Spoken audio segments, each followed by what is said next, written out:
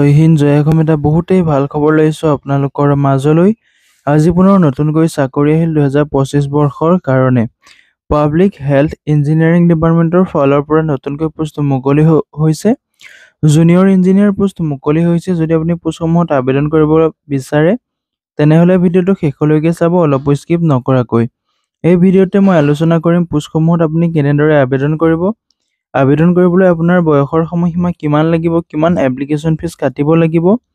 লগতে পোষ্টসমূহত কেতিয়াৰ পৰা আবেদন প্ৰক্ৰিয়াটো ষ্টাৰ্ট হ'ব আৰু কেতিয়ালৈকে লাষ্ট ডেট আছে সম্পূৰ্ণ তথ্য এই ভিডিঅটোত আলোচনা কৰিম ভিডিঅটো শেষলৈকে চাই যাব অলপ স্কিপ নকৰাকৈ যদি ভিডিঅটো চাই ভাল পায় তেনেহলে এটা লাইক কৰিব আৰু মোৰ চেনেলটোলৈ যদি প্ৰথমবাৰৰ কাৰণে আহিছে তেনেহলে চেনেলটো সাবস্ক্ৰাইব কৰিবলৈ নাপাহৰিব লগতে ভিডিঅটো সকলো বন্ধু-বান্ধৱীলৈ শ্বেয়াৰ কৰি দিব যাতে সকলোৱে প্ৰতিদিনে জবৰ আপডেটসমূহ পাই থাকিব পাৰে ভিডিও ডেসক্ৰিপচনত মই টেলিগ্ৰাম গ্ৰুপ আৰু হোৱাটছআপ চেনেলৰ লিংক দিছো তাতো গৈ আপোনালোকে জয়েন হৈ ল'ব যাতে প্ৰতিদিনে জবৰ আপডেটসমূহ সকলোতকৈ আগতীয়াকৈ পাই থাকিব পাৰে এতে দেখিবলৈ পাইছে যেটো public health engineering department PHCD ৰ ফালৰ পৰা নতুনকৈ পোষ্ট মুকলি হৈছে 2025 বৰ্ষৰ কাৰণে 187 টা পোষ্ট মুকলি হৈছে জুনিয়ৰ ইঞ্জিনিয়াৰ পোষ্ট মুকলি হৈছে এই পোষ্টসমূহত আপোনালোকে আবেদন কৰিবলৈ বয়সৰ সময়সীমা কিমান দিছে কিমান এডুকেশন কোৱালিফিকেশন লাগিব সম্পূৰ্ণ তথ্য কৈ যাম ভিডিঅটো শেষলৈকে চাব অলপ স্কিপ নকৰাকৈ এতে লিখা আছে public health engineering department Assam যিসমূহ পোষ্ট মুকলি হৈছে পাব্লিক হেল্থ ইঞ্জিনিয়াৰিং ডিপাৰ্টমেন্টৰ ফালৰ পৰা পোষ্টসমূহৰ লাষ্ট ডেটটো আপোনাৰ 13/9/2025 তাৰিখলৈকে আছে যদি আপুনি ইন্টাৰেষ্টেড হয় এলিজিবল হয় আবেদনসমূহ কৰি ল'ব পাৰিব এতে লিখা আছে Assam public service commission has release an employment notification for the recruitment of 187 junior engineer vacancy যিসমূহ জুনিয়ৰ ইঞ্জিনিয়াৰ ভ্যাকেন্সি মুকলি হৈছে 187 টা পোষ্ট মুকলি হৈছে পাব্লিক হেল্থ ইঞ্জিনিয়াৰিং ডিপাৰ্টমেন্টৰ ফালৰ পৰা যদি আপুনি পোষ্টসমূহত ইন্টাৰেষ্টেড হয় এলিজিবল হয় আবেদনসমূহ কৰি ল'ব পাৰিব ভিডিও ডেসক্ৰিপচনতে মই অফিচিয়েল ৱেবসাইট আৰু ডাইৰেক্ট এপ্লাই লিংক দিম তাতে গৈ আপুনি আবেদনসমূহ কৰি ল'ব পাৰিব এতে নেম অফ পোষ্টৰ নাম হৈছে আপোনাৰ জুনিয়ৰ ইঞ্জিনিয়াৰ যেটো সিভিল মেকানিক্যাল ইলেক্ট্ৰিক্যাল আৰু কেমিক্যালত আছে টোটাল পোষ্ট যেটো 187 টা পোষ্ট দেখিবলৈ পাব এতে ব্ৰাঞ্চ ওয়াইজ ভ্যাকেন্সি সমূহ আছে যেটো সিভিল ব্ৰাঞ্চত আছে 160 টা পোষ্ট মুকলি হৈছে মেকানিক্যালত আছে 10 টা পোষ্ট মুকলি হৈছে ইলেক্ট্ৰিক্যালত আছে 7 টা পোষ্ট কেমিক্যালতো আছে 10 টা পোষ্টসমূহ আপোনাৰ গ্ৰেড 3 লেভেলৰ পোষ্ট হ'ব এই পোষ্টসমূহ আপোনাৰ দৰমহাসমূহ 14000 টকাৰ পৰা আৰম্ভ কৰি 70000 টকালৈকে আপোনাৰ স্যালাৰিসমূহ দিব লগতে আপোনাৰ গ্ৰেড পেটো থাকিব 8700 টকাকৈ আপোনাৰ গ্ৰেড পে থাকিব যেটো এই পোষ্টসমূহ আপুনি গ্ৰেড 3 লেভেলৰ পোষ্টসমূহ দেখিবলৈ পাব এতে এডুকেশন কোৱালিফিকেশনটো আপোনাৰ 3 বছৰ ডিপ্লোমা থাকিব লাগিব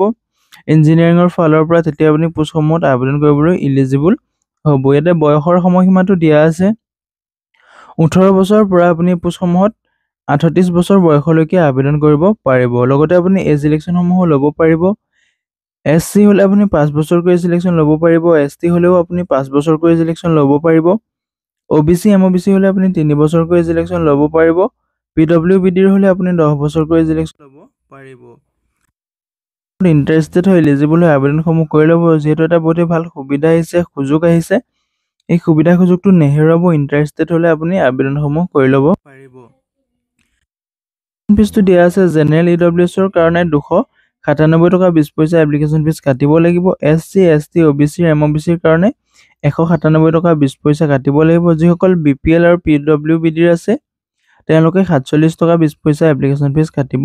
লাগিব হাউ টু এপ্লাই ক্ষেত্ৰত ক'বলৈ গ'লে যদি আপুনি পোষ্টসমূহত ইন্টাৰেষ্টেড হয় এলিজিবল হয়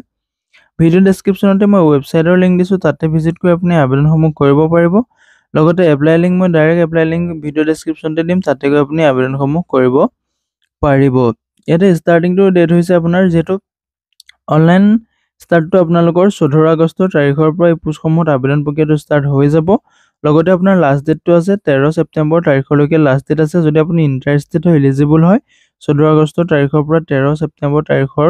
লৈকে আপুনি আবেদনসমূহ কৰিব পাৰিব আজিলৈ ভিডিওটো ইমানেই আছিল যদি ভিডিওটো চাই ভাল পালে এটা লাইক কৰিব আৰু মোৰ চেনেলটোলৈ যদি প্ৰথমবাৰৰ কাৰণে আহিছে তেনেহলে চেনেলটো সাবস্ক্ৰাইব কৰিবলৈ নাপাহৰিব